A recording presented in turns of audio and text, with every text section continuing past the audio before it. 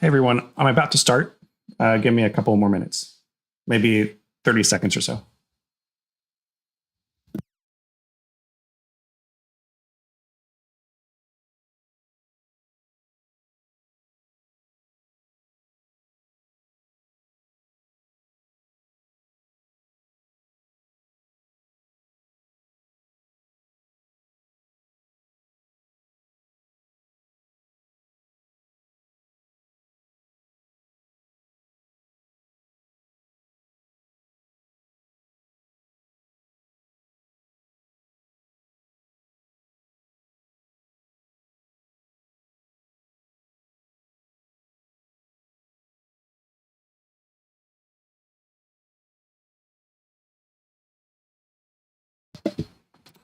Hey everyone, can you hear me okay?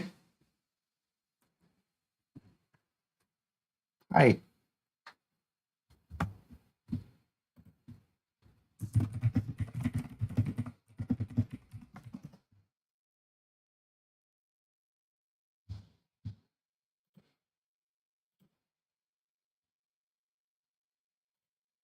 Seems like the audio is working, so. All right, so I thought tonight, it's night where I'm at, so I don't know where it's night at, where you're at.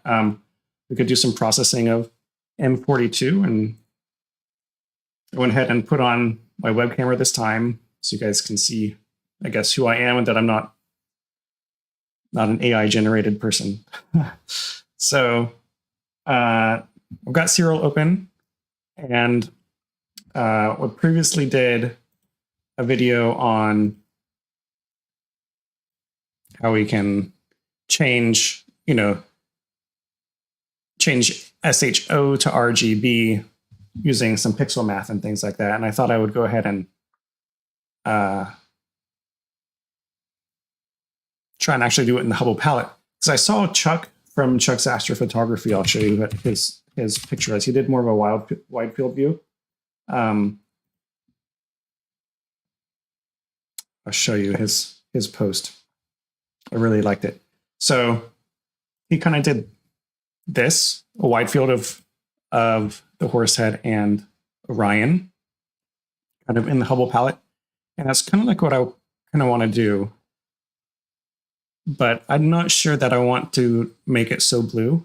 And of course, it's only going to be the Orion Nebula. It's not going to be anything else. So we'll see what we can do with this. So how is everybody doing tonight? Maybe I'll start a poll.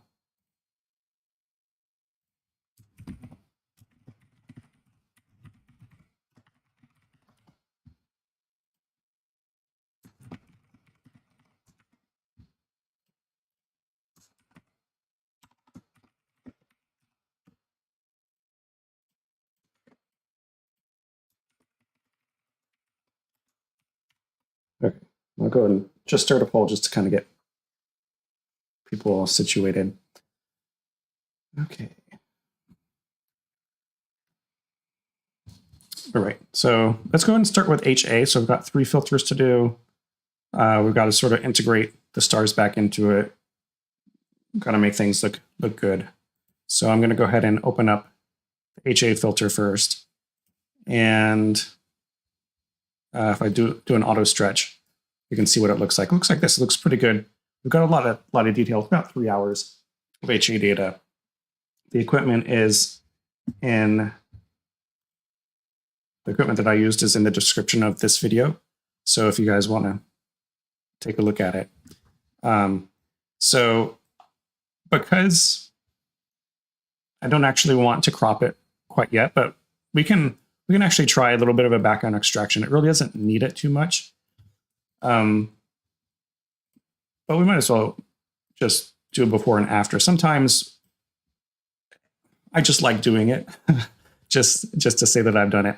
Plus with the O3 data, is fairly, I don't know what you say. There's a lot of light pollution in my O3 filter. So that gets through because O3 is right in sort of this area where light pollution can affect things. So let's see. Okay, so let's go ahead and compute the background, add the dither, so we don't get strange artifacts, and we can show the original image, see if it's any better. Bye. I'm not sure it is much better. There's so much nebulosity, it's actually kind of hard to find places in here where there is no nebulosity. Like, there's just so much HA data everywhere. So for the HA, I might not actually even use that, but it's just a good idea to check.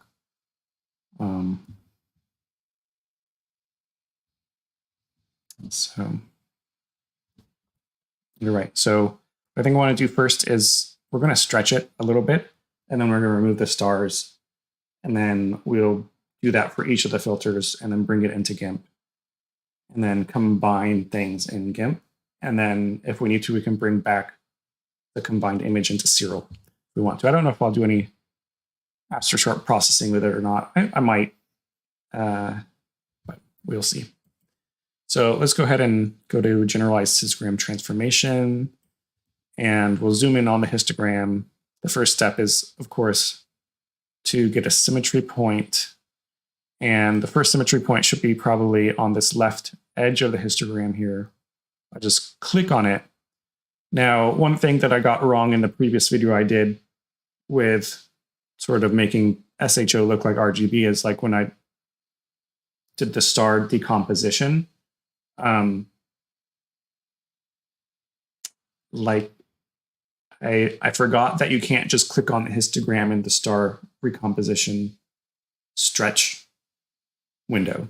But here we can actually click on the histogram itself to set the symmetry point, and you'll see that the symmetry point here changed.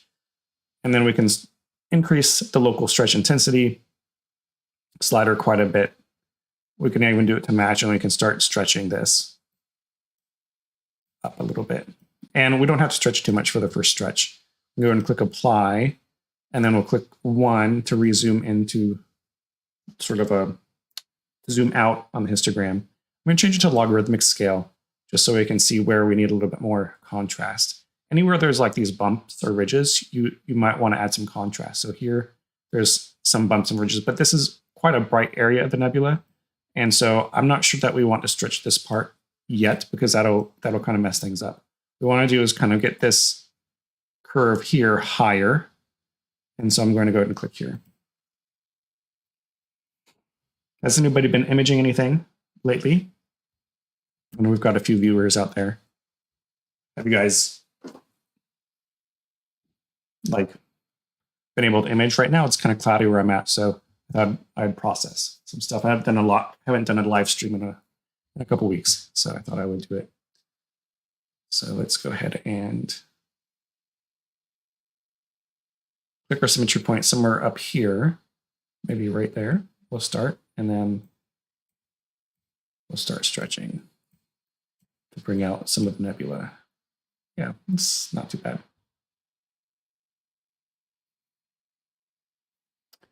Well, let's see here. Looks, got one person doing great. That's good. That's good. Okay, so we can go and click apply. I'm going to go ahead and make the symmetry point maybe here now and stretch it some more. And then once we've got the stars kind of big, which they're getting there, we can go ahead and put all this into StarNet++ and do things. All right. So I think we'll go ahead and try StarNet++ now, and we'll see if we can see if it'll work. Hopefully it will. So we might have to stretch it a little bit more though. We'll see.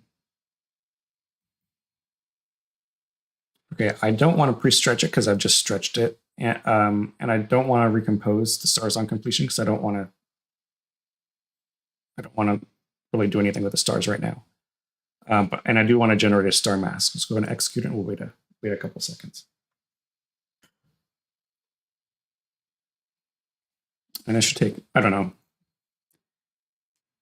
Once StarNet++ starts running, we have like take 20 seconds maybe. So it's starting StarNet right now. I've actually got quite a bit of stuff going on. So I've got the screen recording, I've got chroma key or whatever, it's taking out the background. So it might take a little bit longer, but it's running fairly quickly.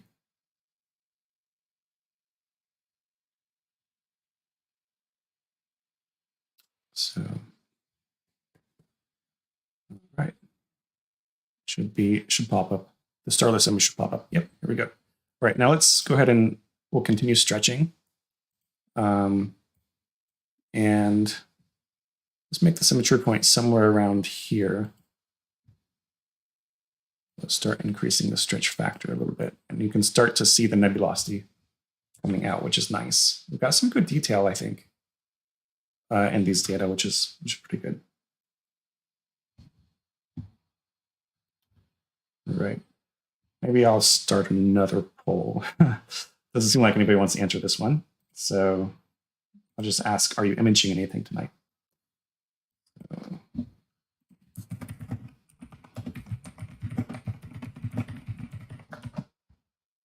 And yes or no. Maybe that would be easier. Okay, so like I said in my previous video, I kind of like it when the core is a little bit brighter, except when we do, I'm afraid that it's going to be a little bit too bright when we combine it with the sulfur and the oxygen data. So we'll see. Okay, someone's imaging anything. Does anybody want to volunteer to say what they are imaging? Let's go ahead and we can actually use the highlight protection point to bring this down a little bit. So we don't have to stretch everything quite so strongly here. And you can see how that's affecting things. So if we didn't have the highlight protection point, it would be this bright. We can just bring it down and we get a good, we're still stretching the detail out here. So we see the nebulosity, but this is still kind of visible, some of the detail in there. Click apply, and then let's see, do we want to bring the black point down? I don't know.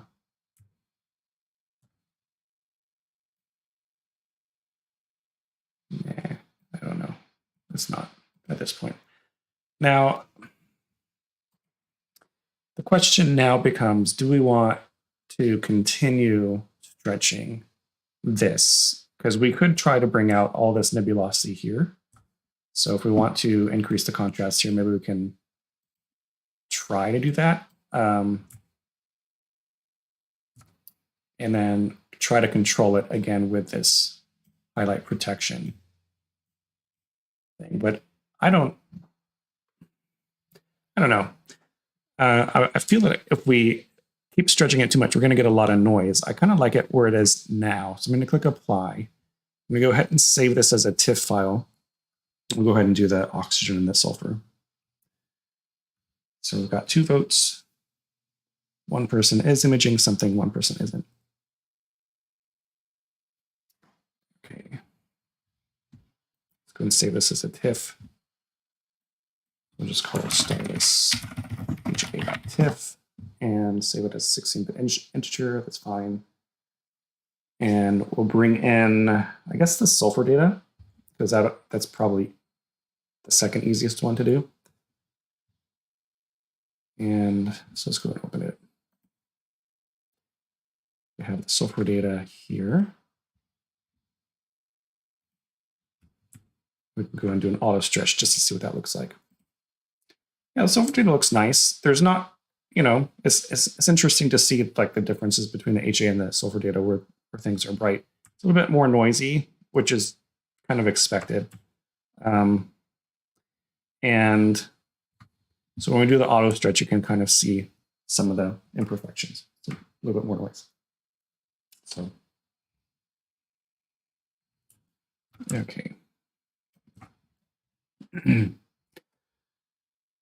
Ooh. All right. Let's turn off the auto stretch, I guess. And then, well, let's try the background extraction first. We can check and see. Again, with sulfur, this is like my best filter in terms of like the bandpass. It's better than my HA filter. So I'm not expecting there to be like tons of gradients here.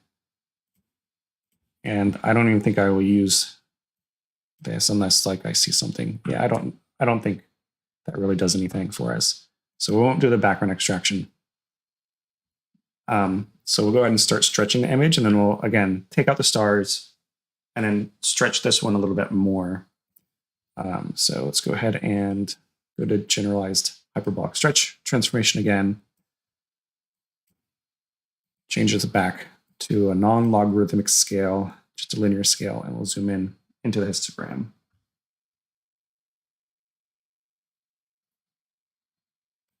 Okay. All right. Start stretching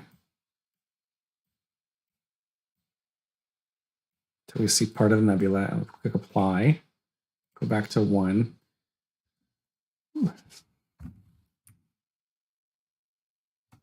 And then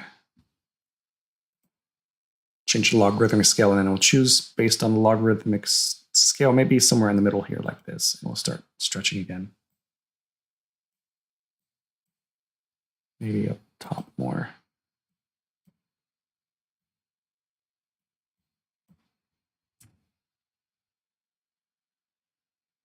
I wonder what happened there. Maybe it went through like a diffraction spike or something. I don't know what happened. Internal reflections, I'm not sure. Has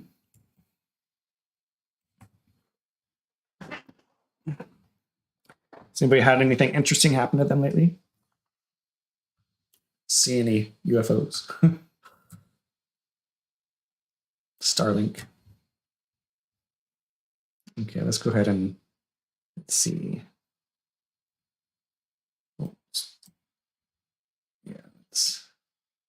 Yeah, okay. Click apply, and let's go ahead and take out the stars now before the stars get huge.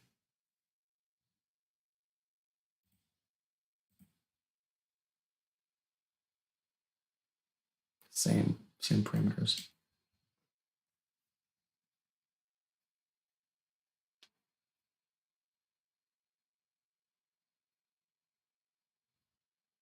Take a couple minutes to run.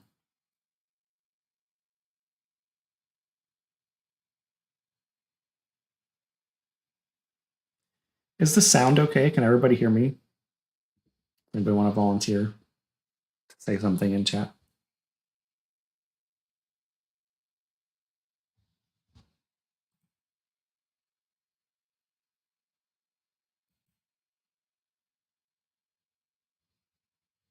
Okay, it's running.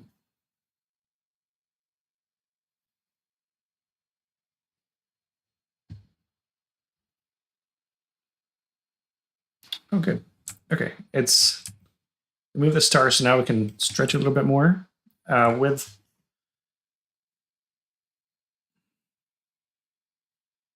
S2 and O3, I think we want to stretch it kind of more aggressively than HA. That'll help us it'll make it like the color balance a little bit easier later on. And we can try and remove these stars in GIMP.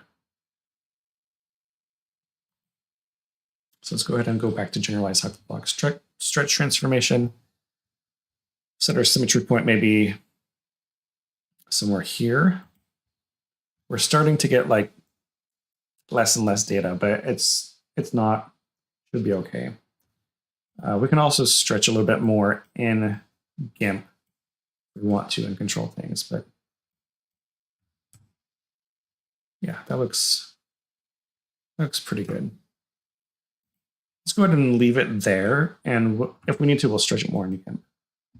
So we will call this starlets S2.tiff. We'll save it.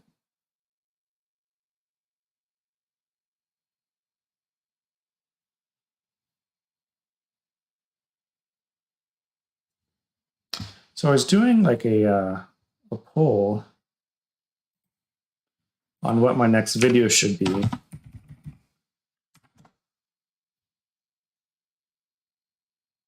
So I have 3 options. I can put the link to the poll in the chat if you haven't voted yet. Let's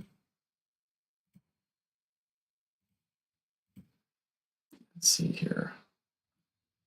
So just what should the topic of my next video be? And then there were 3 options. One was how light pollution affects SNR. The other was like I was thinking of doing a review of my 6-inch Ritchie Creation telescope. I've had that since 2020, like the good and the bad about it. A lot of stuff that maybe I don't like. And like why doing a neural net is so hard in terms of like deconvolution. Level Drone says started on M41, about 120 images, clouds rolled in, and yes to the UFOs. Yep. Yeah, it's sweet. What kind of UFOs were they? Were like satellites, planes? Sometimes I get planes, satellites, asteroids, different things. It's cool to see those things. Let's see. So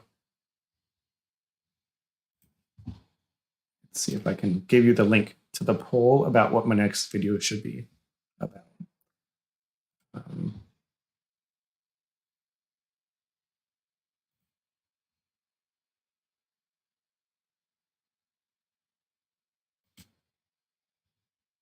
Let's see. I'm not sure. Yep. Here we go. Here's the link to that. If you haven't seen that poll yet. So yeah, M31. It's is that like how low is that right now? Is that pretty low still? Like, is it how much imaging time do you get that before it gets kind of too low on the horizon? Let me just check it where I'm at real quick. Yeah, right now it would be like right at the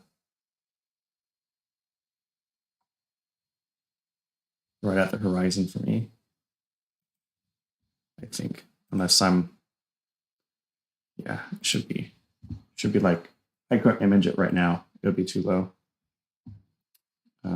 Okay, so M42. So we've got the S2, we saved that, correct? So yes, we saved the S2. So let's go ahead and do the same thing with O3. We're going to open up that.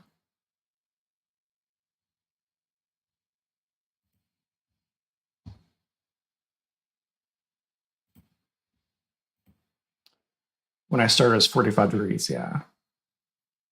Yeah, that's probably about, when it gets dark, that's probably where it's at for me. So I feel like once it gets below 30 degrees, it's super difficult to image, to get good data on. But then again, M31 is very bright, so it's not too bad. Okay, let's do the auto stretch, and this one, yeah, the data's not too bad. Let's try a background extraction because these corners are bright, and I think this one needs it. Although there's a lot of good data here, so I'm surprised how much O3 data there is. And well, I guess I shouldn't be surprised. Orion is a like really bright target, right? So it's not super surprising. Let's just create some sample points around here, and then we'll check it out.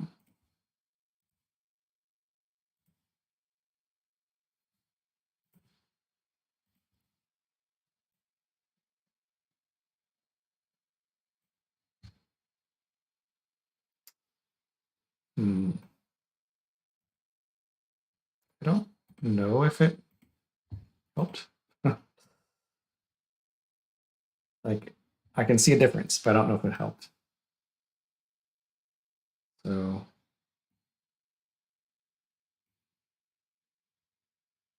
I don't know what you guys think.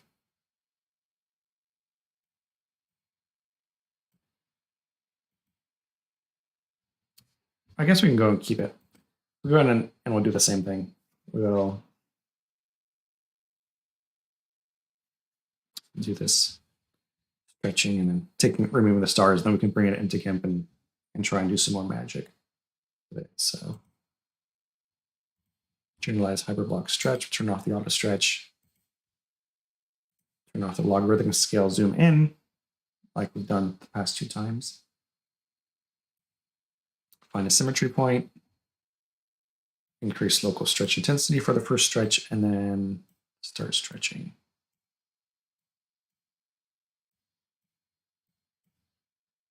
Good first stretch. Go back to 1, do logarithmic scale. I think we could maybe do a black point adjustment. So this in just a little bit. I think we're just clipping kind of the outer edges here because we've got some strange artifacts from stacking. I haven't cropped it, so it should be okay. All right, let's go ahead and stretch it maybe one more time. We can just a little bit, and we'll remove the stars just enough so we can get StarNet++ to work pretty well. So set the symmetry point, start stretching. I think that's good. I think StarNet++ will be good with that.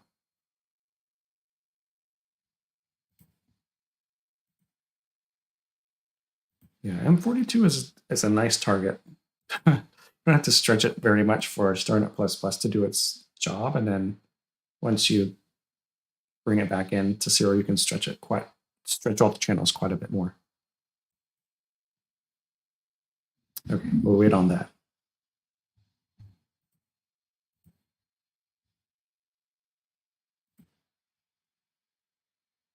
Oh my goodness. So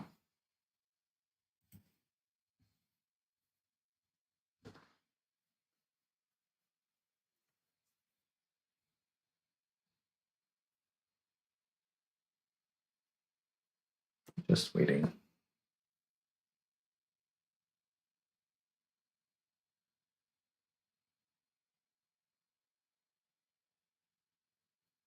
So if we've got 3 votes, 2 people are not imaging, 1 person is,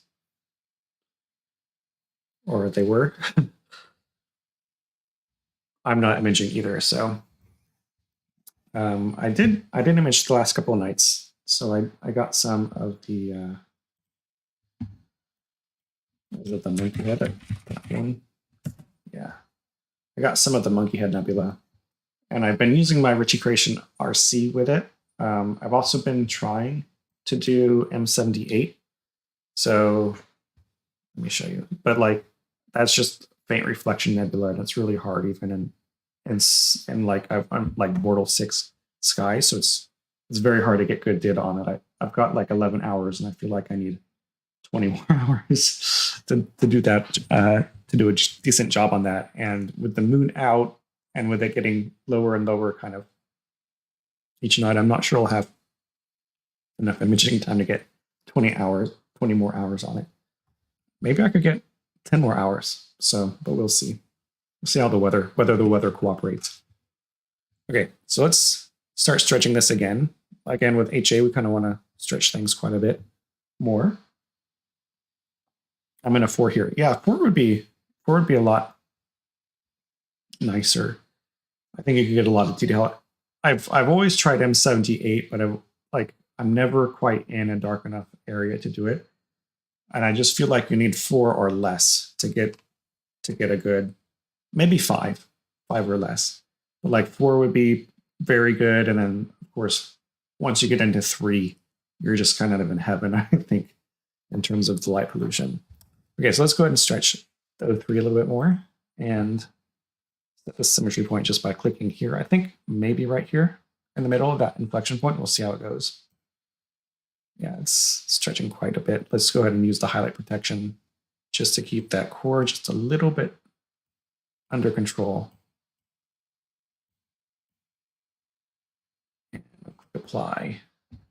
We'll do the same thing. I think maybe we need a little bit more contrast here. Let's check.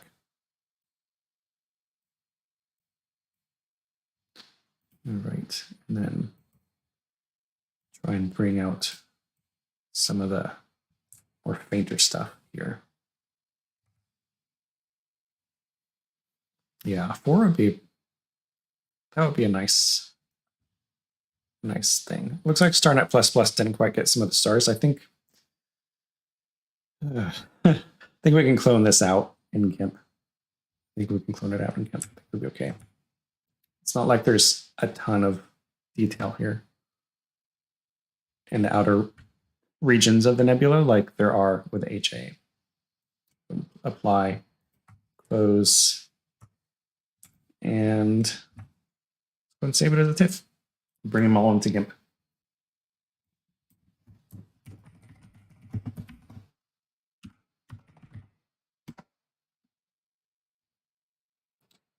Here we go. Save it, and then open up GIMP. So if you didn't see my last video, this is also SHO data, which I think is pretty amazing. Like you can take narrowband data and make it look like an RGB image with a couple of formulas and pixel math that I'd like provided in the comments of the video. So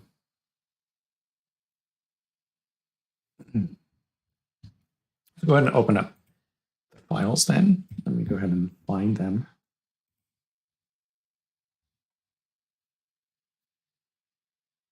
So M42.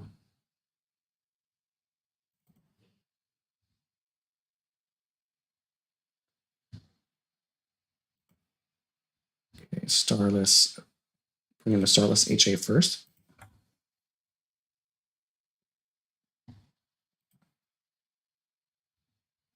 Right. Here it is in GIMP. Let's go ahead and open up as layers the other channels. And we also want to open up one of the stars. We'll probably use the HA stars for this, HA or the S2, because I think those would have the smallest stars. So starless O3, starless S2, and then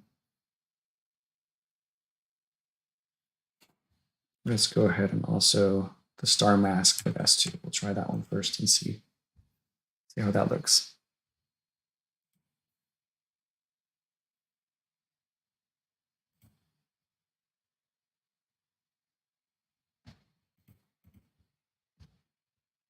Okay. So are these stars okay? Yeah, they're okay. They're fine. Don't need drop shadow. All right. Yeah, so we can go ahead and I just wanted to bring in the star mask because we're going to crop this image. And like, I don't know exactly, like I don't want to have to align things again. So if I just crop the image with the stars in it, then it's just so much easier to bring them back in later.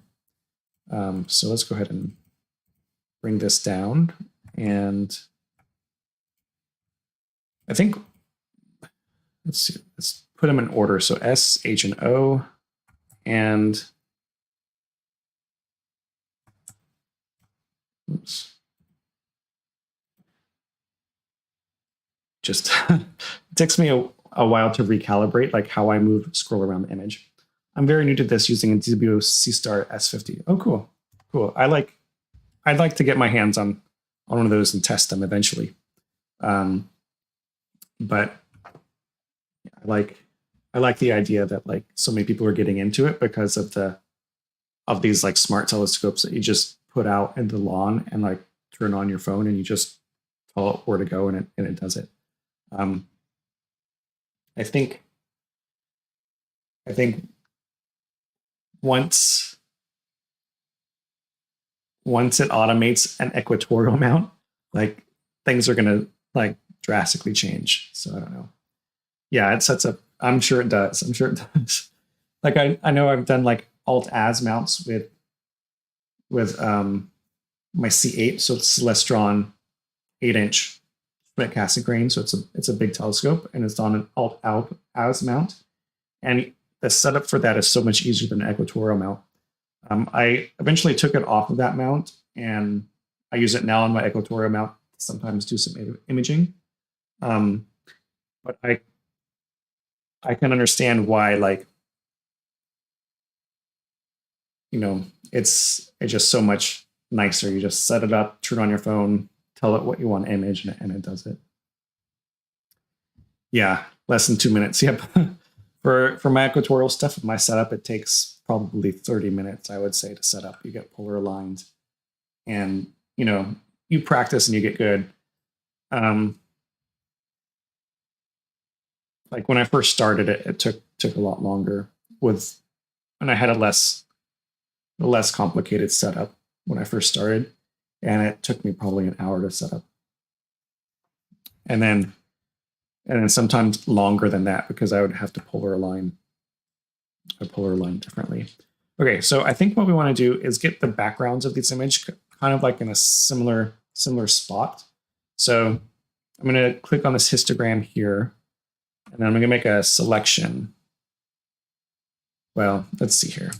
So yeah, well, maybe I don't have to make a selection. But you can see like the mean, I don't know if you can see this, but the mean here is 0.17. The mean here is 0.18. And the mean here for O3 is 0.23. So we need to bring this O3 brightness down a bit. So if we go ahead and go to colors, curves, and then let's see, we can like take a sample of this by pressing Control and then clicking anywhere on the background. It will set us a point here that we can bring down. And then once we do that, probably the best one to look at is not the mean, but the median. So the median is 0.13 now. Let's check this one real quick. Yeah, all of these are 0.13. So this is probably a good darkening of the background to make sure that like all these numbers are similar. So, and that way, when we go in and combine these things, like things won't be like you won't have a super green background, for example, because of the O3 filter. Right. So let's just check around here to see if I'm actually correct. So median is 0.13 here. The median is 0.13 here, and the median is 0.13 here. I think we're good. All right. Okay, well, that's some interesting nebulosity here. It might be a HH object, I'm not sure. What programs are you using? So Ciril, I'm using Ciril and GIMP. Both of those are free programs. And so, it's very easy to get started with free programs, I think, in astrophotography. You're paying so much for all your equipment. Like the C-Star isn't too bad. Like I think it's a great deal at $500. But some people, they'll pay for PixInsight and they'll pay for all these other programs. I think that if you're getting started in it, like you don't want to be paying for all these programs if you don't know that you're going to actually be staying in the hobby. So it's good to like use Ciril and GIMP at least to start with. I'm just going to keep using because I'm used to them. I'm sort of like don't feel like paying much. Okay, so I think what we want to do is we have all of these. Like rings where like StarNet++ didn't quite get the stars out correctly. So if we could just take the tools, go to Paint Tools, and let's try the Heal tool first. And make the size quite big. And we'll change the brush to something like this, like a round brush. And then we can just try and heal these things out. And I think this works pretty good. So we don't want these star like artifacts to be in the image. And I'm moving around in GIMP. Like I have the middle mouse button. You just click the middle mouse, like the wheel, and then you can just drag it around. Hey, Astruse, how are you? Good to see you. How are you doing? We got some new people in the chat. So Level Drone, he was imaging M41 tonight, which is pretty cool. It's a great target. Like, it's the first real thing that I imaged.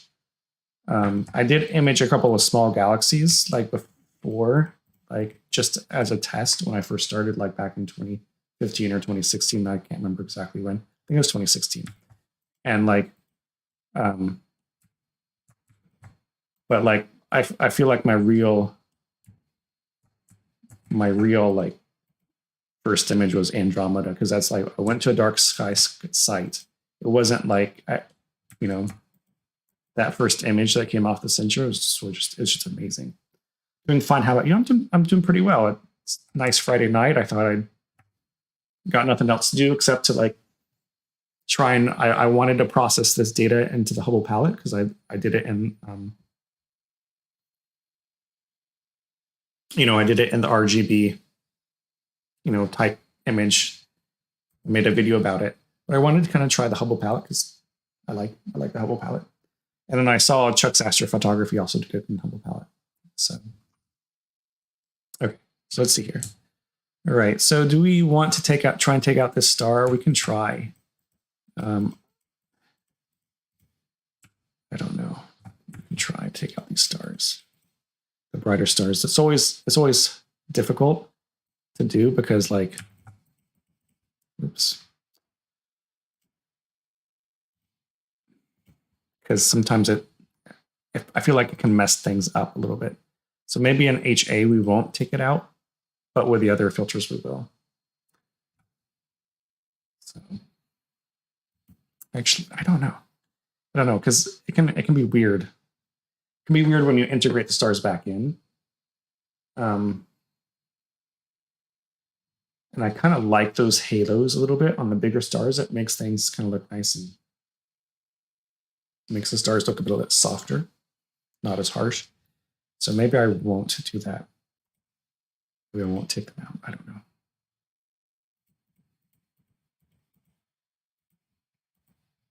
Let's go back here in the history. Try it.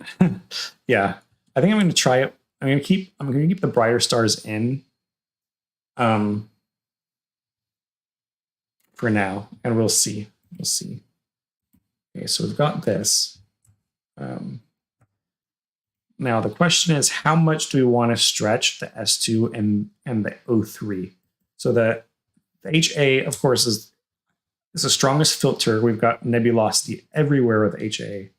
So do we want to try and stretch S2 and O3 as well? I don't know. Like, we've got enough detail. So we could try to create a luminance image from this. And how we would do that, well, we could just, there's a couple of ways we can do this. So we can create a luminance image just by going to colors. There's multiple ways you can do this. So in astrophotography, there's like multiple ways to like skin a cat or whatever. Like making some sort of luminance images, you could take it in a pixel, put it into pixel math, and do it that way if you wanted to. I'm just going to try it here. So we're going to compose. We're going to go to colors and compose. And then we can put in, it really doesn't matter at this point, but we can put in the S for the red channel, the H for the green channel, and the O3 for the blue channel. You can see like these are our filters, or our data. We just choose which layer we want to be for each. We can go ahead and do that. And it'll probably already be kind of a nice image like this. Yeah, it's nice. It's good. Like, we'll change the colors to make it kind of more the Hubble palette. But yeah, so But then all we have to do now is we just go to desaturate this. So we can desaturate this like that. And then we've got sort of a luminance layer. We could stretch this more if we wanted to. The other way to do it is we turn these layers to screen. So we keep HA as kind of like the bottom layer. We make this like the dominant layer, and O3 we could change this to this mode to screen. And then we turn the opacity down to something like 20%. We'll do the same thing for S2. We turn this to a screen mode and turn the opacity down to like something like 20%. And then we get like, I feel like either way is fine. This way of doing it gets us a brighter image all the way up. Like it gives us just a brighter image. You can kind of tell, right? Like things here are darker than things here. The other thing about doing it this way is you will get a noisier image. So if you don't have as much data in the O3 or S2 channels, you're going to want to like actually apply some noise reduction somehow to the S2 and O3 layers, like quite a bit of noise reduction. You may want to go to like do kind of a, once you've removed the stars, you do a Gaussian blur, and then like a really aggressive Gaussian blur, and then you just screen it in, and maybe instead of using 20% screen, use like a 15 or 10% screen, because you don't actually need it as much, because HA is going to be the dominant thing in your image, but you still want to keep some of the data from the other filters in there.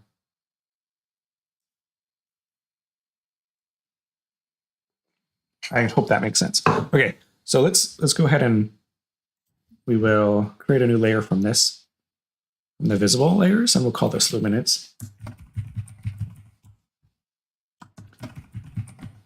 Luminance, can I spell tonight? I don't know. Okay, I'm going to select it all, and I'm just going to compare.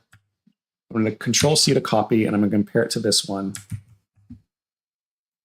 and see which one I like more in terms of, like detail and stuff like that. And it might turn out to be basically the same.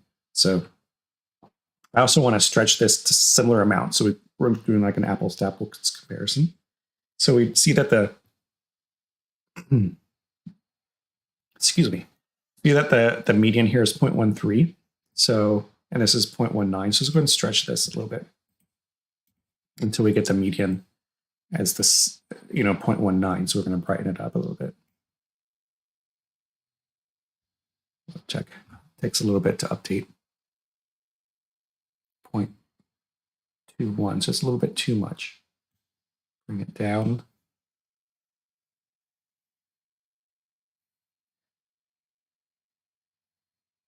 Two.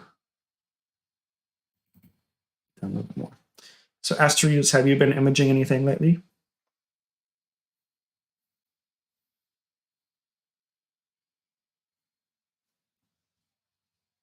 Yeah, that's good. This is good. Okay, so now we can just take a look at, like, let's zoom in quite a bit and we'll just compare. I'd say like the core on this one is a little bit brighter. This is the screened. Yeah. And this one is the RGB composite.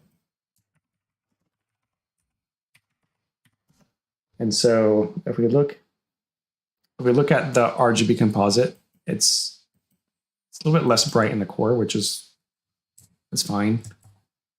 Zoom out a little bit. Like the differences are pretty minimal. I kind of like the RGB composite a little bit more, to be honest. Still haven't done any imaging, been focused on other stuff. Yeah, I get that. I get that. Sometimes it sometimes it can be that, too much, the image. You just need a break or need something else. Need to do something else. to get that. So I don't know, like I feel like the brightness pops a little bit more here in the screen versus the RGB composite. So I don't know. We can do tricks though to bring that out. To bring, to make those things pop a little bit more. Yeah, I think I'll use this one. And then we'll go back here. I'll just undo everything I just did. So yeah. Okay, so now we can actually do another RGB composite if we want to. Yeah,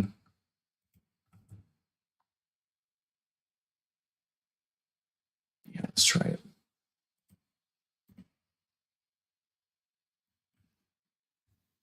I'm going to put the S2 in the R channel, HA in the green channel, and O3 in the B channel.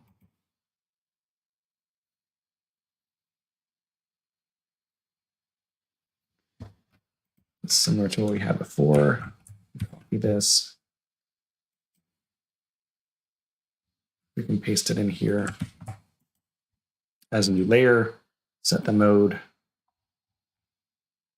to LCH color. And that will hopefully keep the colors without changing. It's a little bit different than just the RGB composite. We can control the colors now separately from the actual luminance layer, which is something that I kind of like to do. Okay, so there's a couple of different ways we can try to get this into the Hubble palette. You notice there's a lot of green in these edges. And there's kind of some purple here. And so we kind of want to avoid those colors. We want to kind of get like the blues and the golds out in the Hubble palette. So if we look at like something like Astrobin, 42.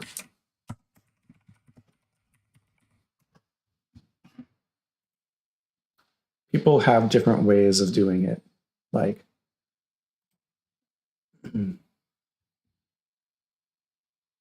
and yeah, so here's a good one. I think it's decent. A decent processing of it. Like,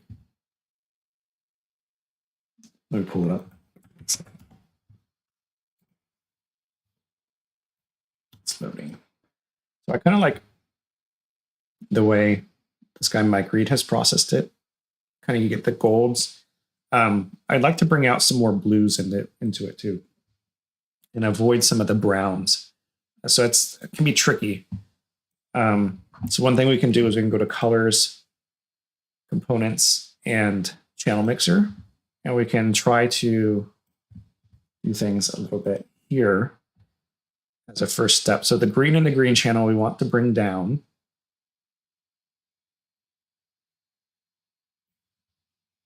Yeah, we can already see that like we're getting more orange gold colors here, which is nice, and the outer nebula is starting to become blue.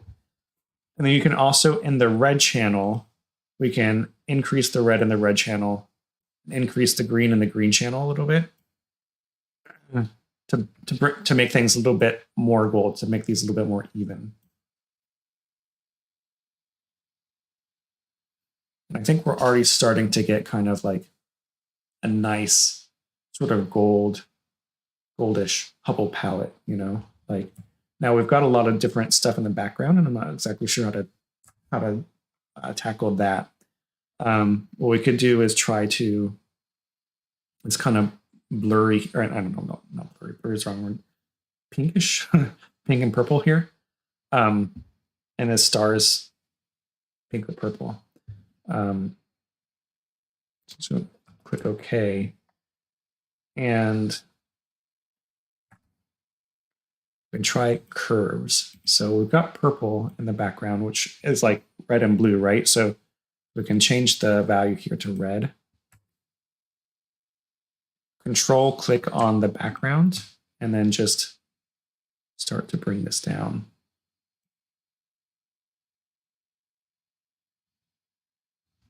Yeah, it's looking better. And it's always really difficult, like,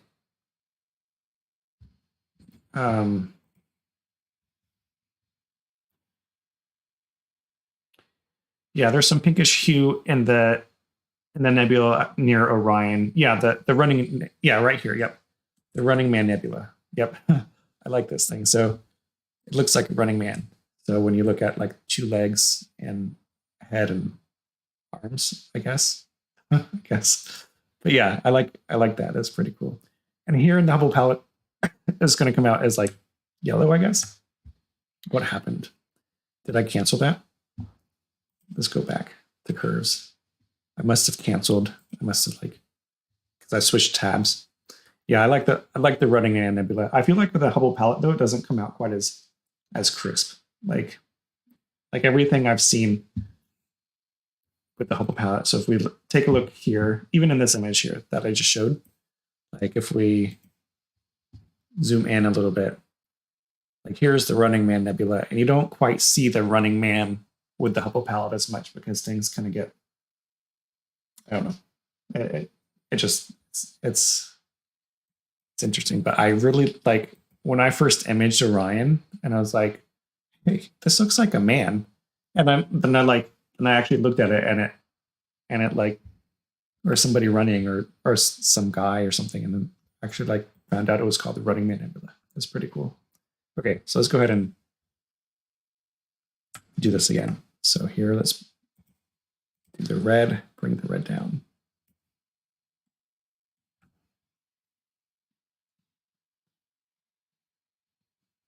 Okay, nice.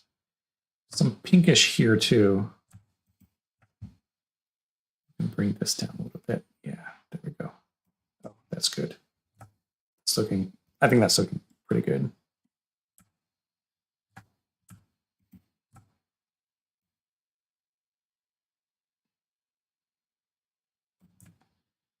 Okay.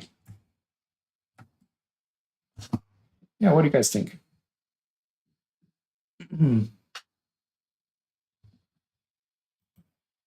Are we getting there? Okay, so one thing we can also do is we can use this eyedropper tool, the color picker, and then we can change this to like sample it from a radius of pixels or a sample of pixels. We can figure out like exactly what our color background is. So here, sample this, and we can look at the color here. Is okay, we've got a lot of red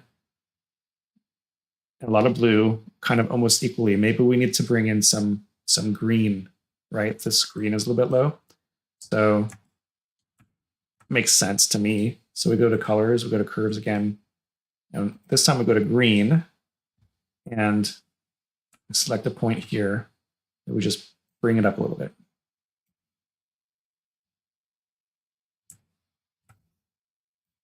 And we start to get a more neutral background. I'm not sure I want to bring it up that much though. I like that gold, or that more like gold color that we had. So if we click and set an anchor point here, a couple anchor points here, we can keep this down while bringing the background up.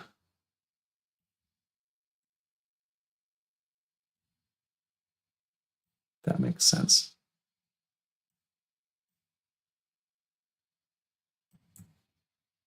Yeah, I feel like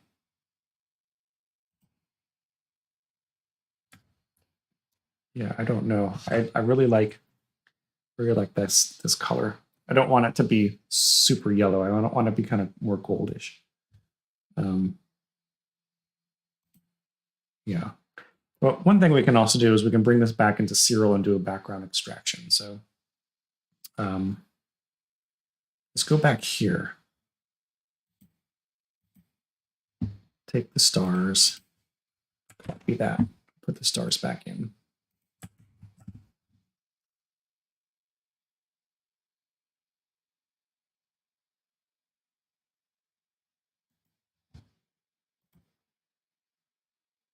Did I do the stars? Yeah, it's the stars. It's taking a while. My computer is doing lots of things at once. If you guys have any suggestions on what I should do too, don't feel shy. We'll do this. We can do this as a screen mode. Put the stars back in. Or we can do addition. I think screen works a little bit better.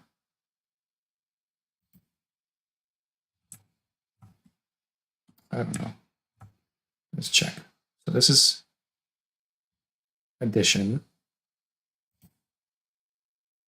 This is screen. I feel like the screen, like the transition between the stars and the actual kind of like background is better. There we go. So we can export this as a TIFF. We can like run a color calibration on it in Serial. And so let's do it. Let's do an export this.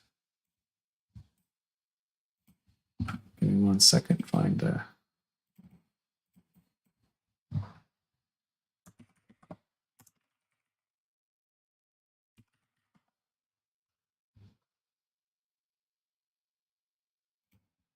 we'll bring it back into Serial. See what Serial can do with it. Open.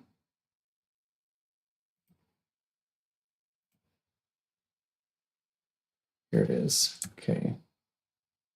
So there's a couple of ways we can do this. We can do a background neutralization. So let's go to color calibration, and select part of the background. Click use current selection of background neutralization. That does an okay job. Again,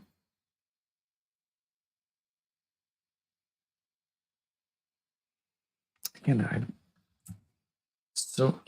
like the more gold color in it, but I don't know if there's a way I can do that. The image looks good to me, so I don't have any suggestions so far. Oh, thanks, After You. What do you think, Level Drone? Do you think it looks okay? We could undo this. Let's undo it real quick. We can also do a photometric color calibration, which is a little bit more involved. So we do M42, find. The focal length is not 1400, it's about 600, I'm pretty sure. And then 4.63 is the pixel size. So actually it's 480 because I used my reducer. Looks amazing. Oh, thanks. Thanks. Okay. So then it's going to plate solve and we'll see. Hopefully it can do it.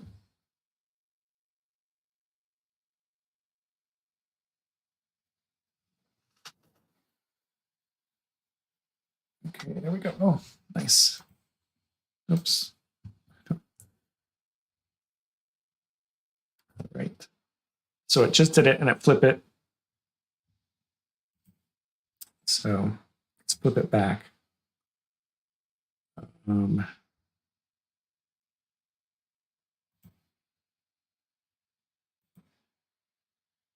Geometry, I don't know. Maybe I shouldn't have done a vertical mirror. Horizontal mirror? It's always, it's like the problem I have with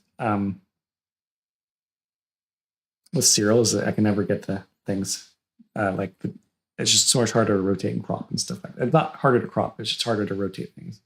You go to geometry and I don't know, you could do this, but like, I don't know. It's just, let's do it twice. Okay, there we go. Right, is that the same orientation we have in GIMP? I don't think it is it? No, it's fine. Just do, yeah.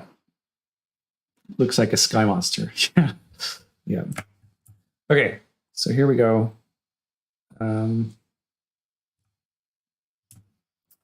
Successfully got this neutralized, but go back to it. This, which way looks like a monster? When it's flipped like this,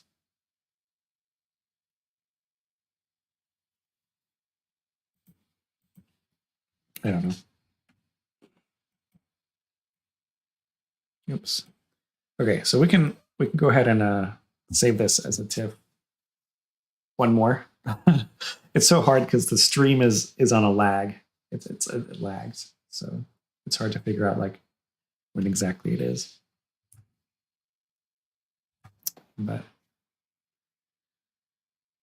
like, is it in the when it's orientated like portrait or landscape?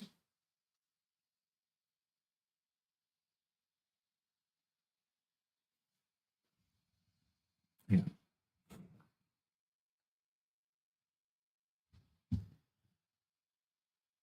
Okay, let's go ahead and save this as a TIFF, and we'll put it back in GIMP, and we'll do some more color calibrated portrait. Okay, probably something then.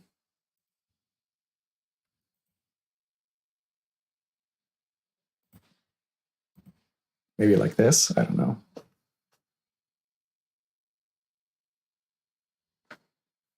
I don't know. Not sure.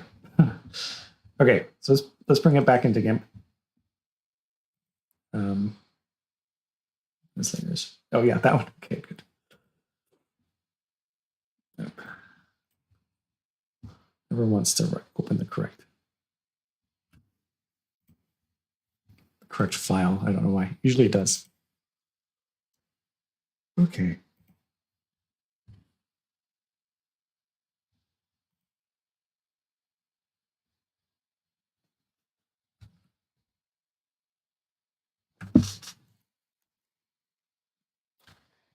All right, so we have this open up in GIMP.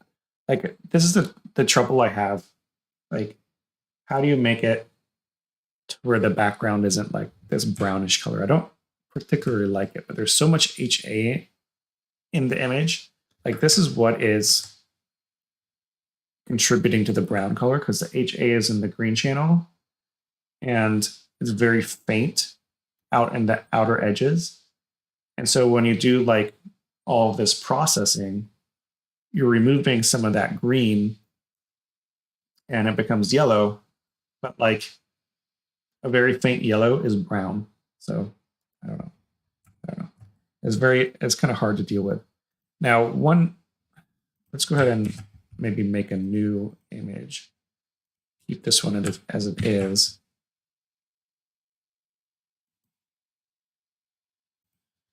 No, that's not what we want.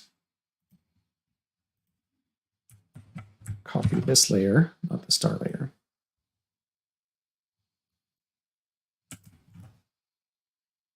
There we go. And I don't know, it looks nice. I'm just wondering, like, could increase saturation, for example, to try and do this. We could create masks.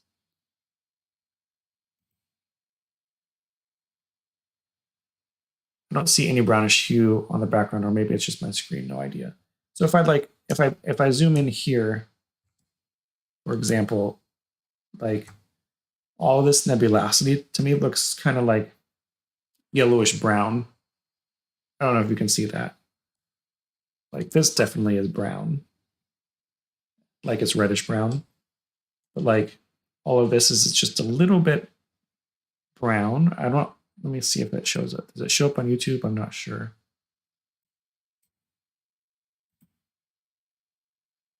A little bit, maybe. Like, it's yellowish brown. And I kind of want it like more gold. You know what I mean? So we could try and stretch it a little bit more. Let's see what happens.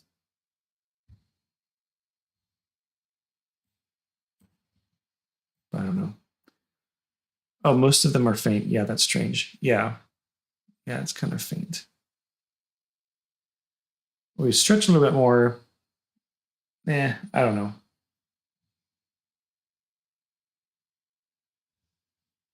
You can see it a little bit better. Of course, it becomes more yellow.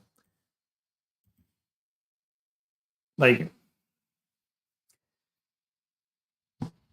yeah, we could mask things in. We could also like, again, go back to colors, channel mixer, and then we could increase the green in the green channel again, or decrease it, or whatever. I don't know.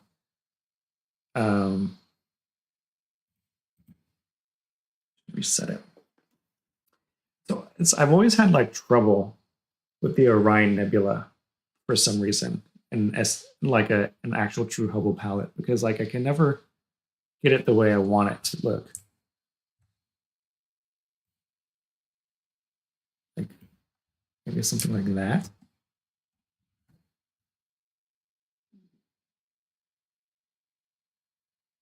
I don't know. Because when you do the Hubble palette, right, you want to remove the green so that like the other colors come through, like the sulfur and the oxygen. And when you do that, though, it makes it like a goldish yellow. But like when most of the fainter stuff is hydrogen, then you're just going to get it brown. I'm not sure exactly why. I know why. I just don't know how to change that. So I don't know.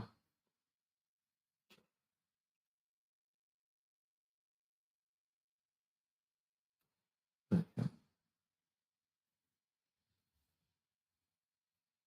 Let's see here.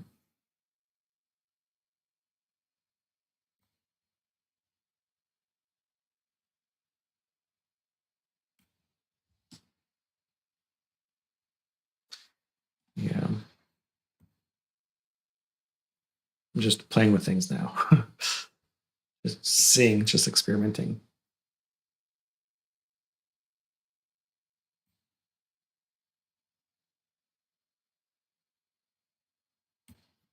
So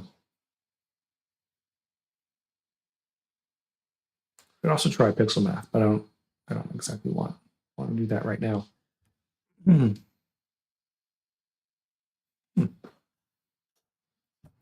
Something. So this is my first iteration of the SHO palette, and I always feel like for this target, and I always feel like you need at least 3 times to process an image. Like the first time is just like a trial, and then the second time you figure out, okay, I like this part, like I like this about the image, I don't like this about the image, and you try and correct it. So we'll see. We'll see what the next iteration brings, I guess. But if I were going to try to do something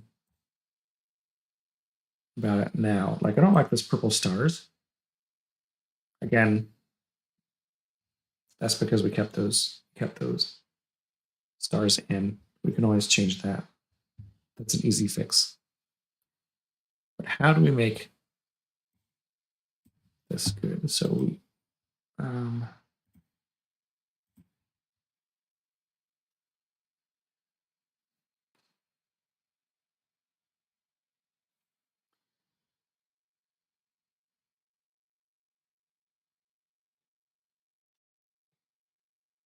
I mean, one thing that we could try, right? And this just me like thinking out loud, right? As we add a layer mask here. Well, let's see here. Actually, we just create a new from visible. We can copy this. Now we create a, well, we don't have to copy it. Now we create a layer mask. Or we duplicate it. Yeah, let's duplicate it. And then we add a layer mask here.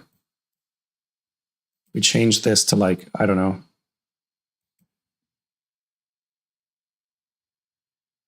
LCH color again, make this a color channel.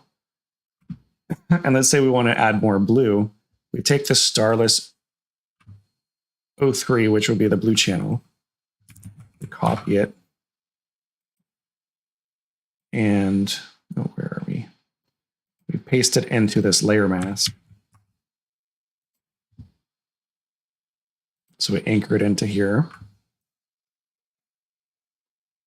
And now we have what should be blue, right, as our layer mask. So if I think I press Control and click on the layer mask, it disables it. Oh, we want to enable it, or we want to view the layer mask. We press Alt, we click on it, and we see the layer mask itself. So anything here, right, we can change the saturation of and make a lot more, bluer. So if we go to colors, curves, and then, oh wait, sorry. So I think we also want to invert it. So we want to invert this. Now, let me think here.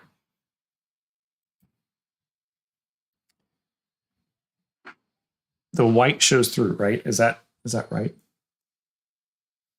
Yeah, the white shows through, so we don't want to invert it. Okay, sorry, I'm processing in real time. Okay, so we take this and click on the layer itself, not the layer. Colors, levels. And then we increase the blue. Let's actually do this as curves. I think it would be better. Levels, not this. We want the blue layer only.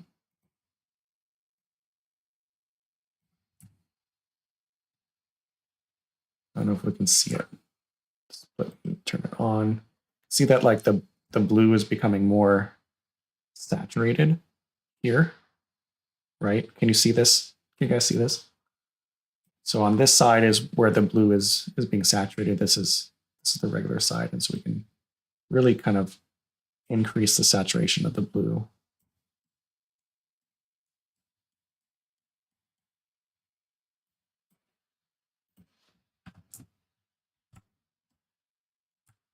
And then if we go back and forth, we can see the difference. We zoom in. We're getting a little bit more blue on the outer edges, which is kind of like showing where the oxygen is. And then we'll see. We can keep doing this iteratively until we get the colors that we want. You can see that this is super blue now. But because it's masking everything, it just is not going to show up. You could change the color mode to normal. Maybe make it more distinct. I don't know. Whew. Now, if we wanted to even sort of make it more pronounced, we could then go to the layer mask, or we could, stretch this layer mask. To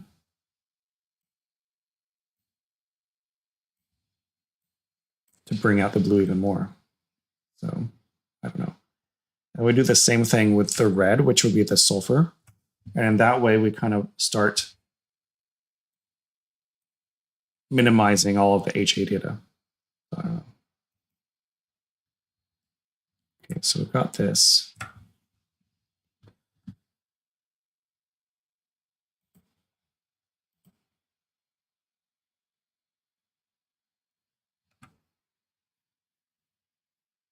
It's taking a while for everything to work. Okay, so we've got the blue showing up a little bit more. If we turn this off, we can see the difference.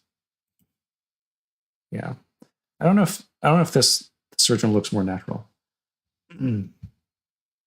So, what do you guys think? We could try the same thing. So we could make this.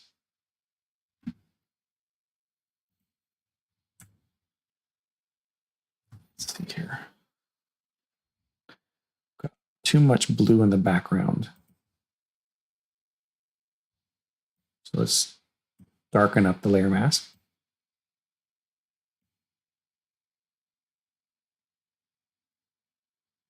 The blue looks good.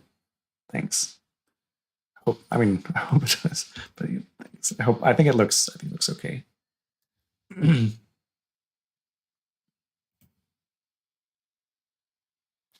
So I think it just brings it out a little bit more. And then we can change the opacity to even control things too. But all right, so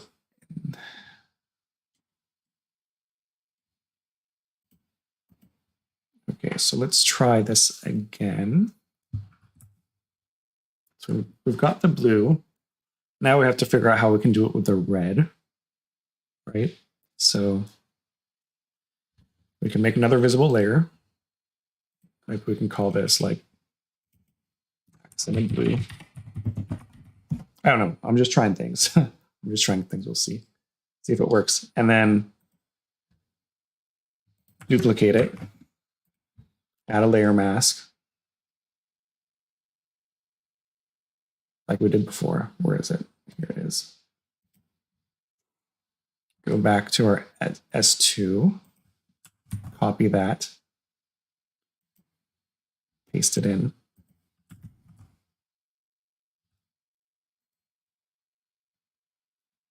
So we anchor it into this layer mask. And then now we stretch the red.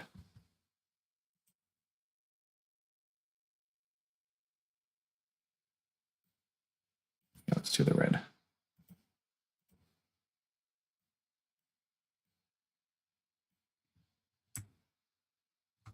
Maybe we can make this a little bit, yeah, it's getting more gold, which is kind of what we want.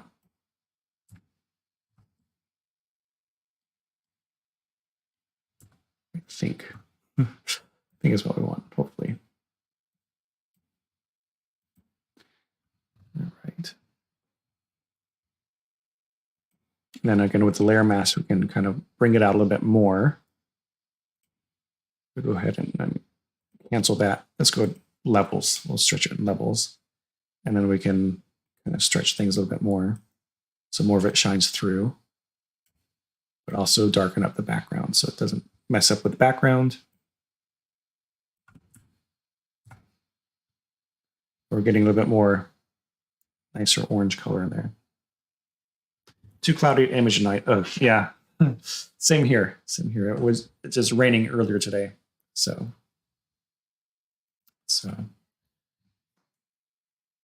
I don't know. I don't know. Like,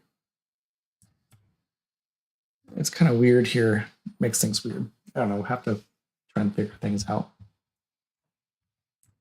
The Hubble Palette with the Orion Nebula just looks weird to me, though.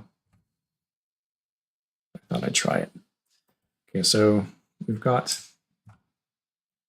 some of that. Maybe we want to go ahead and make sure that we're not saturating the stars. Right?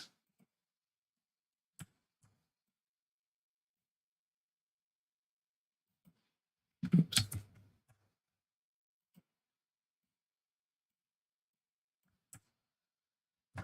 And then one thing we also want to kind of do is blur the masks a little bit. So let's go ahead and add a little bit of Gaussian blur to both of these things.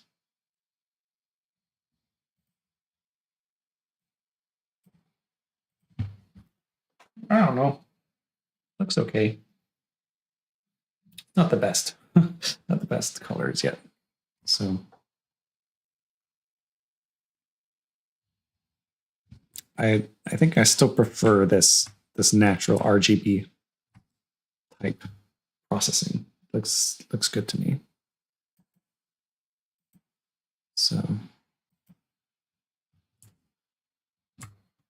yeah. So this again, first iteration of trying the Hubble Palette on my M42 data. So need a couple more iterations to get it correct.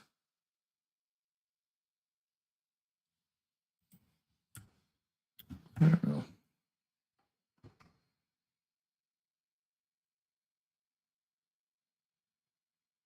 I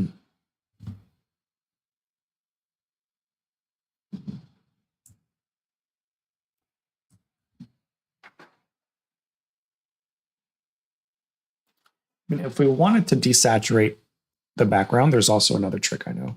Okay, so let's create a new from visible layer.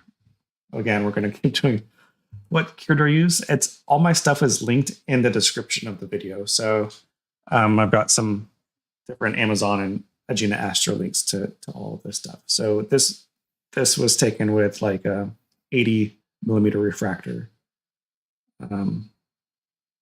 as a doublet, which I think does fine with narrowband imaging, and it's supposed to be an astrograph. It's supposed to correct well for colors, but it is still a doublet. So I find when I'm doing actual RGB imaging, the colors aren't very corrected for the blue channel. And then I've also got like an HEQ5 mount or an Orion series mount, but Orion doesn't make those mounts anymore. At least from what I understand, I guess.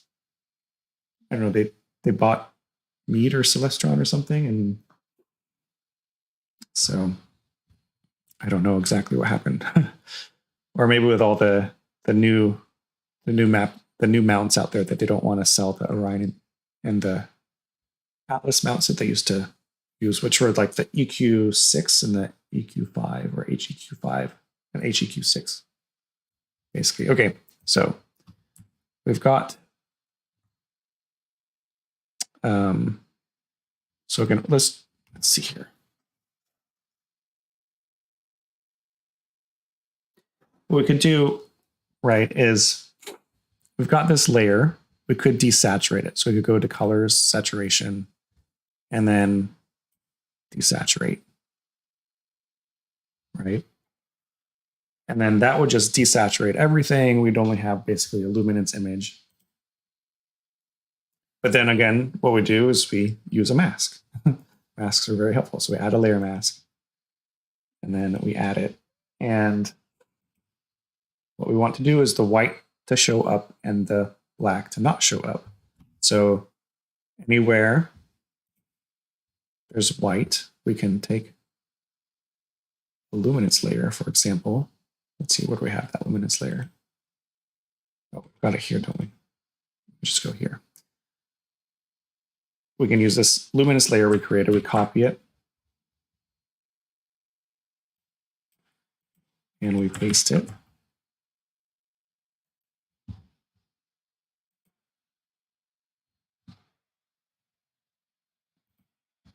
And we wait as my computer starts to think about things. Got a lot going on with streaming and this other stuff.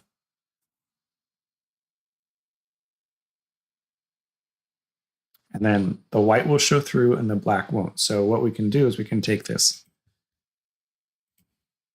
layer mask and we can stretch it so that we bring in the black.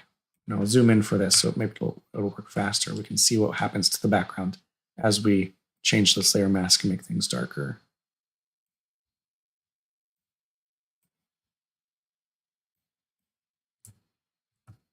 It should desaturate the background. Make this smaller.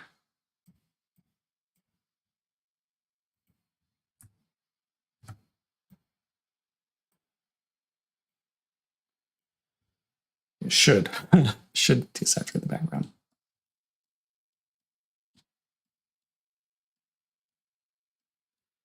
Could be just taking a while.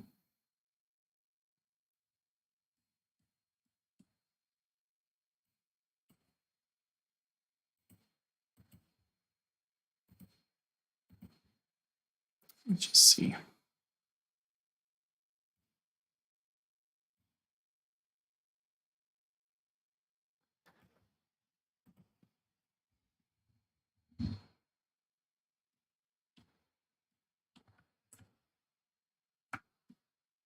Oh, you know what we have to do? I think we have to invert it. So this one we do have to invert. So we invert it, and then, yeah, there we go. There we go. Okay, yep, that makes sense. Okay, so let's redo this. It's always good to think about things, right? So again, so anywhere there's black on this layer mask is where this layer should shine through. And this is just our luminance layer without any color. So if we want to desaturate the background, then what we want to do is invert this.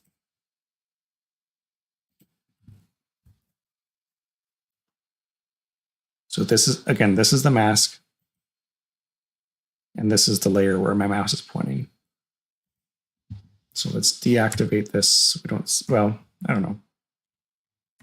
Yeah, let's go and deactivate it. And then anywhere where there's white on this mask, the desaturated image will show up. Anywhere there's darkness in the mask, then the colors will show up, right? Hopefully this makes sense. And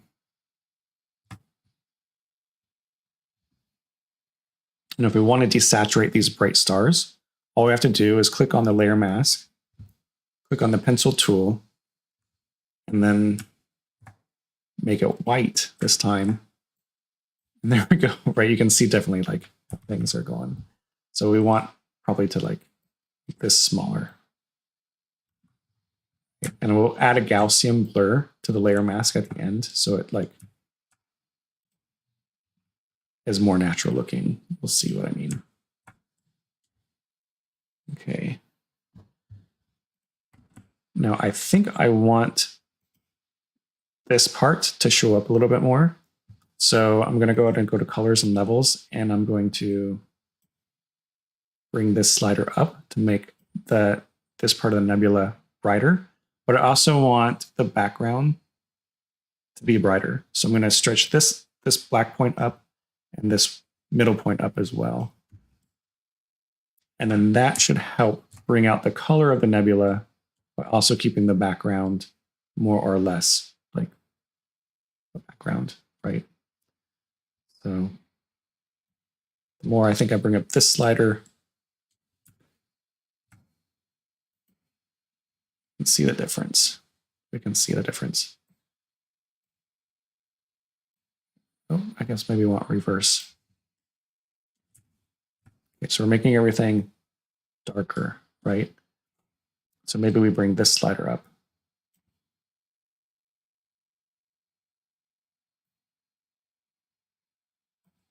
Yeah. It's always confusing keeping everything straight. So.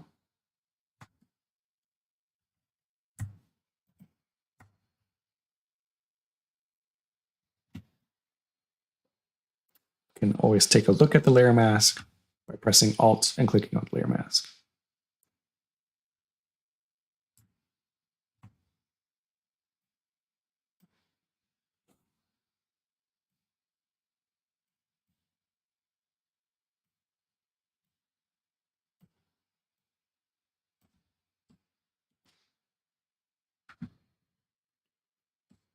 Okay.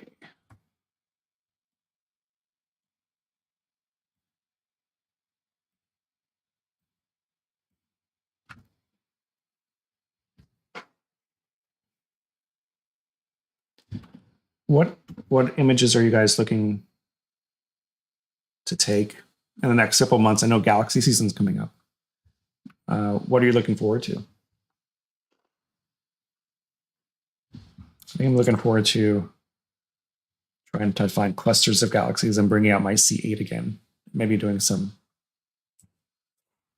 streaming of that.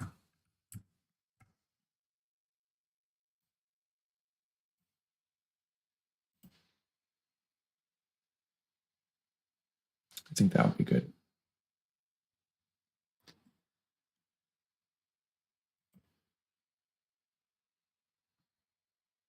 Okay.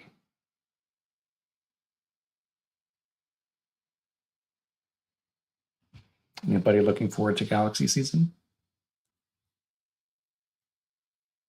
Rosette, if you have time. Oh, that's pretty cool. Yeah, I like the Rosette note. It's nice and bright.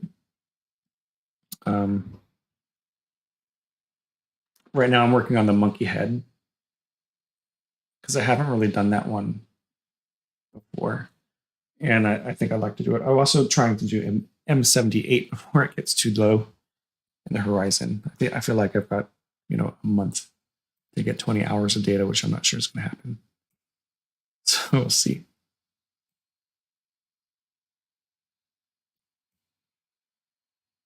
Let's see here.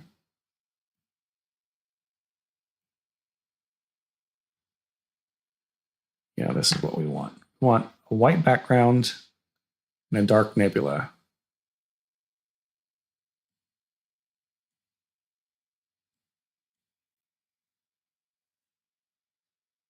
To get rid of all that. Okay, let's check that and see how that looks.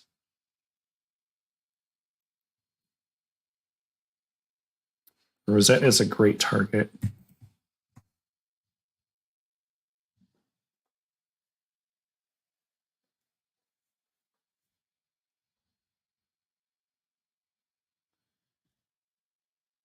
Huh. Doesn't look too bad.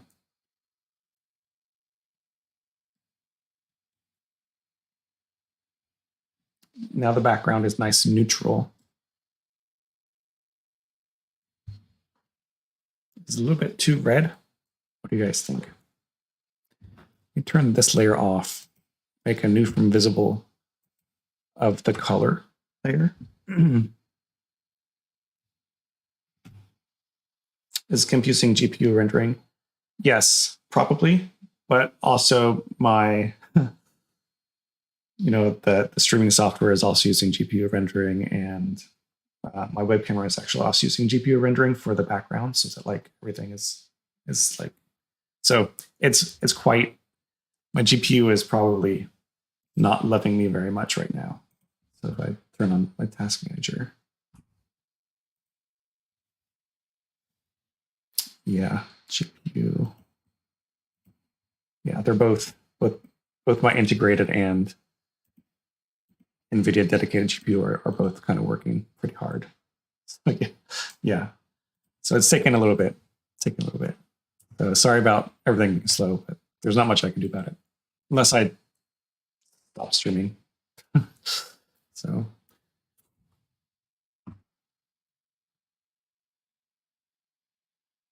Yeah, I think that made the background nice, a lot nicer. I think it looks good. Better, a lot better like this. So go ahead and blur the layer mask of the desaturated layer just a little bit, because I had also like changed the stars, and we'll see what we can do with that. So if we blur, just do a Gaussian blur.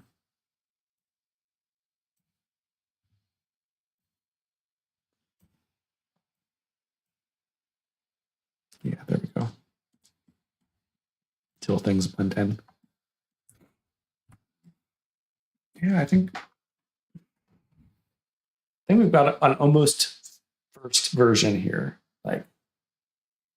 We've almost got it. There's some things I still would like to change. Try to make like this area a little bit more gold, maybe the outer bit a little bit more blue. I kind of showed Chuck's astrophotography a little bit. He had done a wide field view of this target, quite recently, with the Horsehead and the Orion Nebula all together. I really liked it. The colors, I thought it was a little bit too yellow, maybe. Like I like that like golden color, but this is it. And he's got a lot of blue around the Orion Nebula, which is pretty cool. And maybe to try and emulate that, I don't know. We'll see. But yeah. So I think it's a good first iteration. Needs 2 more iterations, and then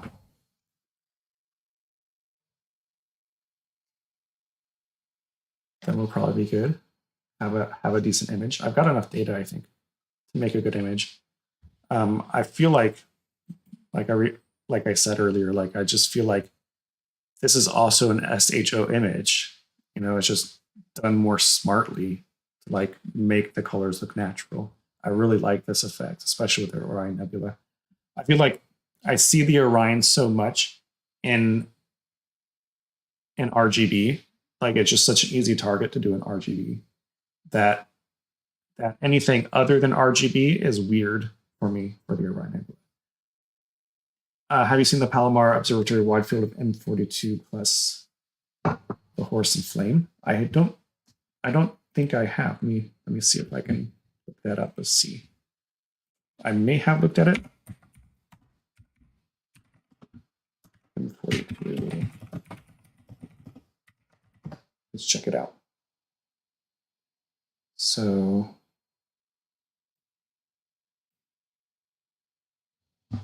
we can find it. Is it?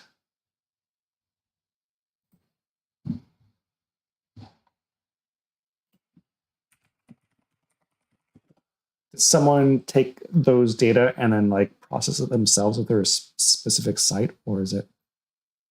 Here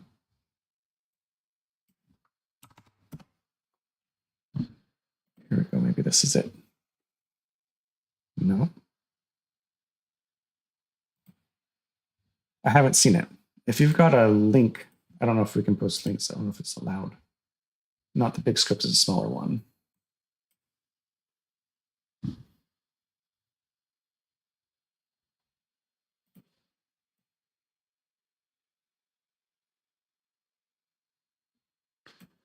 Okay, here's Google.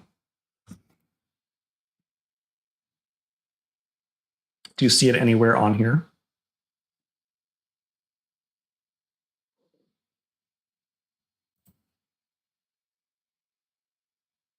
Is this it?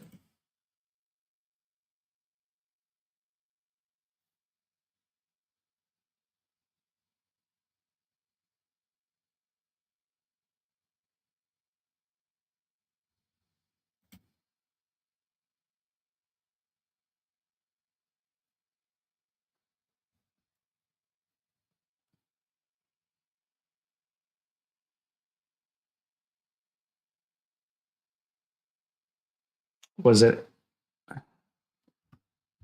Yes, this one. Yeah, it's pretty cool. Like I like these wide field images where you see everything. I think I've got I've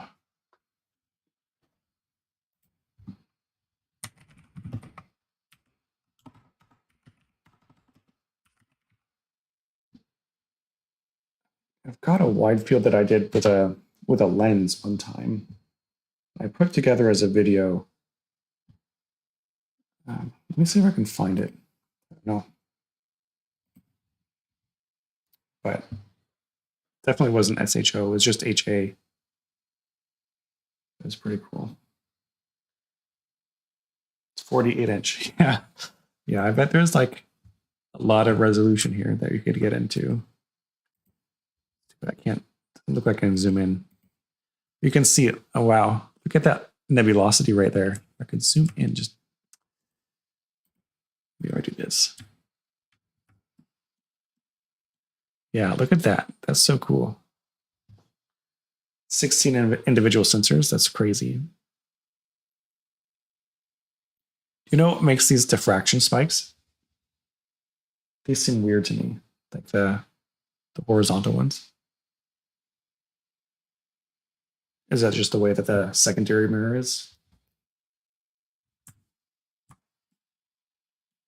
Yeah, that's really cool. Yeah, I need to do a wide field of this target one day. This arm that holds, oh, cool. Cool. Awesome. Yeah, it's always fun to look at. Look at all this, like better telescopes than I have to see, like to compare. Okay, let's see here. So I don't know, what do you all think about this one? Is it a good first iteration? Have I done okay? I think it's okay. I don't think it's perfect. I think we could probably bring out a lot more nebulosity, for example. So if we stretched a little bit more, I think we could. I think it's definitely a possibility. Maybe I was a little bit too. They retrofitted the heck out of it. Yeah, yeah, pretty. Yeah. How did they do that? Like, what did they do? Maybe I've seen something on that before. I don't know. how they retrofitted it. Maybe there's a...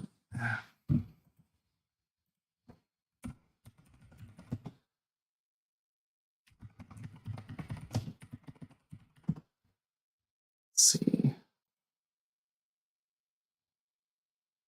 Yeah, I have to check out that. That's pretty cool. Let's see. Hard to tell on a phone screen. The contrast looks cool. Oh, thanks. They put a robotic arm and the sensors sort of float in the middle of it. Yeah, I think I saw like a YouTube video on how they actually did that at one point. But I don't know if I'm thinking of the same thing where, like, you know, they got, like, they had to, I don't know, they had to take the telescope all apart. I have to check. I think, I don't know, to check it out. So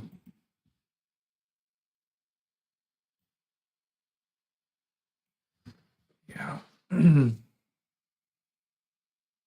Yeah, if we stretch a little bit more, we can definitely bring out some more nebulosity. Maybe I was a little bit too timid on the stretching, but I was a little bit afraid to blow out the core, but I don't know. I kind of like the core a little bit brighter anyway. It's taking forever.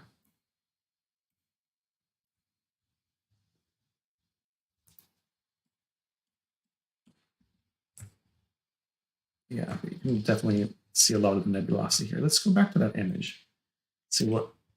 Let's compare. Maybe we can compare the two. Mine versus theirs.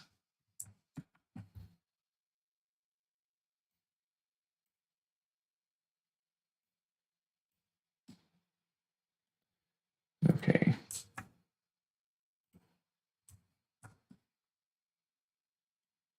Yeah, you can. Do you know what filters they used for this one? Caltech has done a few unconventional things with it. Yeah.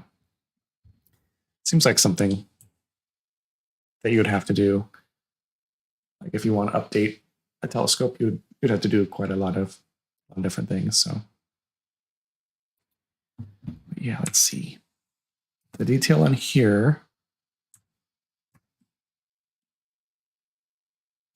This nebulosity here just stretches so far down. Yeah, I don't have that. I don't have quite near as much detail there. Just keeps going down. With the Running Man, yeah, just more nebulosity up here. And this, I mean, there's more nebulosity here, definitely. So, yeah. Cool. Very cool. Wait. I don't know. Everything's taking forever. My GPU is not happy. So, but I don't know. I like the image. I think it definitely needs a couple more iterations before I get a final one out of it. But it was a good first step. And maybe I can try some other. Eric Cole, he has a little bit of a presentation on Astro Imaging channel of different ways to do tone mapping as well. And I didn't do it in this video, but maybe I'll try that way as well, where you basically like select parts of the nebula based on the brightness, and then you kind of stretch the R and the B channels, you know, to try and bring out those colors for just that part of the nebula that you've selected. And you select another part of the nebula that has similar brightness, like a little bit different brightness. So, but I think that's about it for this session. I think I'll probably head off to bed or something soon. It's kind of late here, and I'll keep processing this and maybe let you guys know what I did. Yeah, thanks everybody for keeping me company. I always kind of like having the conversations as I think through the processes of doing things. And like the live streams, I feel like are not, you know, I feel like they're like less formal, and it's not like a polished product. I just kind of want to go through the thoughts, get you guys' opinion on things, and kind of help me out thinking through what I should do to an image to make it look better. But yeah, I think with this image, definitely the colors need to be a little bit thought through better to kind of get the balance between everything, to make it more like a Hubble Palette image. So yeah, thanks everybody for stopping by and hanging out with me for a little bit and keeping me company. And hopefully I'll have a new video out soon. Yeah, I'll check out. Yeah, I'll check out that video. I'll check out a video on the science mods. Definitely worth looking at. I always like big observatories and stuff. So what's nice about a lot of these observatories is they give the data out for free, right? So you can download it and process it yourself. And you just have great data to work with. Yeah, pretty cool. So, all right, thanks everybody. I'm gonna go ahead and sign off here, and I hope you all have a great weekend and clear skies. I hope for most of you. And if yeah, I'll let you know how this turns out. I'll do a community post on it, and then hopefully in a couple days I'll have a video out. I don't know, maybe within the next week. So thanks everyone. See you all later.